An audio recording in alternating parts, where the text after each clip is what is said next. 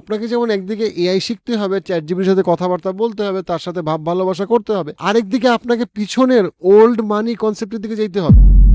আফ্রিকার মোর দেন 90% চাষযোগ্য জমি এখনো চাষই করা হয় না। এগুলোকে যদি চাষ করা হয়, তারপরে এবার আসে আমি নদী সমুদ্রের মধ্যে যে পরিমাণ মাছ আছে সেই ইন্ডাস্ট্রিতে যদি কেউ কাজ করে এবং সেখানে যদি আপনি কোটি কোটি মানুষকে জব দিতে চান, আপনি জব দিতে পারবেন। তার মানে আমাদের ছেলে মেয়েদেরকে আমরা যদি ফার্মিং এবং ফিশিং শিখাই, আমরা যদি সিম্পলি তাদেরকে হাতে করে শিখাই, যে মাটির পরিচর্যা করতে শিখি, তাহলে সেটা কোথায় যেতে পারে? সামনের পৃথিবীতে প্লাম্বার এবং ইলেকট্রিশিয়ান না মিলিয়নিয়ার হয়ে যাবে, বিশাল বড় লোক হয়ে যাবে। হাতের কাজের যে প্রয়োজন, সেই প্রয়োজন আরো অনেক বছর থাকবে। মানুষকে এখন কেয়ার গিভার খুঁজতেছে না, আপনি কাজের বুয়া খুঁজতেছেন না, মাছ কাটার লোক খুঁজতেছেন না। অনেক ক্ষেত্রে হস্তশিল্প, ফার্মিং, সেগুলো তো অনেক ক্ষেত্রে ডিমান্ড বাড়তেছে, লোক পাওয়া যাচ্ছে না। আপনি গ্রামের বাড়িতে গিয়ে দেখেন ডাব পাড়ার লোক এখন আগের থেকে 10 গুণ বেশি চার্জ করে। তার মানে কি পৃথিবী শুধু সামনের দিকে যাচ্ছে না, পৃথিবী অনেক ক্ষেত্রে আসলে পিছনের দিকে যাচ্ছে। নেগোসিয়েশন স্কিল, কমিউনিকেশন স্কিল, একটা গল্প বলার স্কিল, একটা সিনেমা বানানোর স্কিল, একটা ছবি আঁকার স্কিল, সেলস এর স্কিল, এই স্কিলগুলো এআই খুব তাড়াতাড়ি মানুষের কাছ থেকে নিয়ে যেতে পারবে না। প্রবাবলি এটা সবার শেষে নিবে।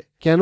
কারণ এই স্কিলগুলো এমন স্কিল যেটা আপনি যে কোনো ইন্ডাস্ট্রিতে এটা কাজে লাগে, এটা অ্যাবসলিউটলি এফেক্টিভ। এআই আপনার জব নিতে তো পারবেই না, বরং এআই কে ইউজ করে যেন আপনি আরো বড়লোক হইতে পারেন, চাকরিতে প্রমোশন পাইতে পারেন, ব্যবসায় আরো আপনার প্রফিট বাড়ে। আপনি গাজর খাবেন না, আপনি কলা খাবেন না, আপনি কাচ্চি বিরিয়ানি খাবেন না, খাবেন তো? তাহলে খাবার এবং খাবারের যে প্রোডাকশন, সেইখানে এআই ফার্মারকে সাপোর্ট করতে পারে, সাপ্লাই চেনে ফার্মিং সাপোর্ট করতে পারে, বাট কোর যে ফার্মিং, সেটা কি বদলাই যাবে? সেটা কি নাই হয়ে যাবে? না। এআই মানুষকে রিপ্লেস করবে, ওইটার অনেক বাকি আছে, কিন্তু এআই মানুষকে অ্যাসিস্ট করবে, এটা অলরেডি চলে আসছে। তো আপনি যদি একজন বড় টেক কোম্পানির একটা এন্ট্রি লেভেলের worker, you should be very afraid. আপনি অস্ট্রেলিয়া যান, আমেরিকায় যান, দেখবেন সবচেয়ে ধনী মানুষদের গ্রুপগুলোতে আপনি ফার্মারদেরকে দেখবেন। ফার্মাররা ধনী, শিক্ষিত, এলিট। আর আমাদের দেশে আমরা ফার্মিং তুচ্ছ করি, অথচ আমাদের দেশের মাটি ফার্মিং এর জন্য পৃথিবীতে সেরা।